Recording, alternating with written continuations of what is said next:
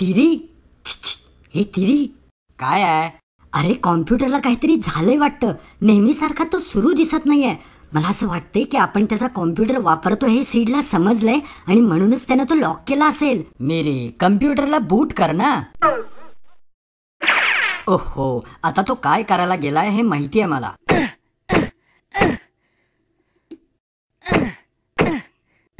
मला वाटलेलंच तू काहीतरी वेडेपणाच करणार, अगदी असाच. मी जेव्हा बुटिंग असं म्हणालो तेव्हा माझ्या म्हणण्याचा अर्थ बुटाने मार असा नव्हता.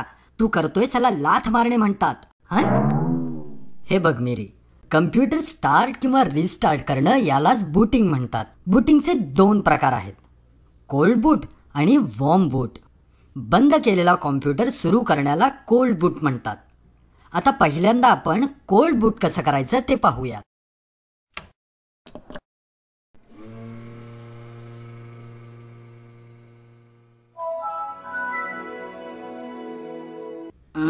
का बंद झालं हे आता? थांब रे, मला माहितीये काय करायचं ते. विंडोज लोड व्हायच्या क्रियेमध्ये काही अडथळा आल्यास आपल्याला सीपीयू वरचं पॉवर बटन दाबलं पाहिजे आणि यालाच वॉर्म बूट असं म्हणतात. आता आपण वॉर्म बूट कसं करायचं ते पाहूया.